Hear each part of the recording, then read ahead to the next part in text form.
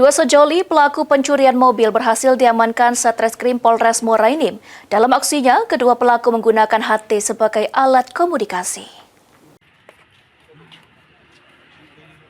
Satreskrim Polres Muara Enim berhasil mengamankan dua pelaku pencurian kendaraan roda 4 yang dilakukan oleh RW, seorang perempuan, dan bersama AS yang saat ini sudah diserahkan ke Denpom Sriwijaya serta diperiksa oleh Subdenpom Muara Enim. AS sendiri merupakan oknum anggota TNI aktif bekerja sama dengan RW yang juga warga Tanjung Enim untuk mencuri mobil di wilayah hukum Muara Enim. Aksi pencurian mobil ini berawal dari pelaku AS meluncur dari Prabu Muli menggunakan mobil dan menjemput RW pada malam hari. Sesampainya di Muara Enim, kedua mulai berkeliling untuk mencari sasaran. Setelah mendapatkan sasaran, keduanya baru beraksi pada pukul 1 dini hari mendekati lokasi. AS turun dari mobil berjalan kaki untuk mencuri mobil yang diincar. Untuk melancarkan aksinya, kedua pelaku menggunakan handy-talkie atau HT sebagai alat komunikasi.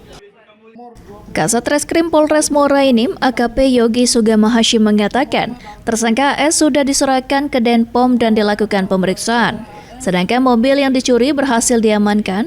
Mobil hasil curian tersebut menurut kedua pelaku hanya digunakan untuk kebutuhan transportasi pribadi. Setidaknya ada 3 unit mobil yang berhasil diamankan dari tangan pelaku sebagai kebutuhan barang bukti. Nomor 22 tahun 2001 tentang minyak 363 dengan korban mobil. Kami berhasil mengamankan mobil tersebut dari tersangka. Untuk keterangan dari tersangka itu sendiri dipakai oleh pribadi mereka sendiri. Saat ini tersangka berhasil diamankan oleh Pomdam Sriwijaya tahun 2025. Imbas dari aksi kejahatannya, pelaku dikenakan pasal 363 yang merupakan aksi pencurian dengan pemberitaan dengan ancaman 5 tahun penjara. Untuk pelaku AS diserahkan kepada Denpom Sriwijaya dan mengikuti proses peradilan militer.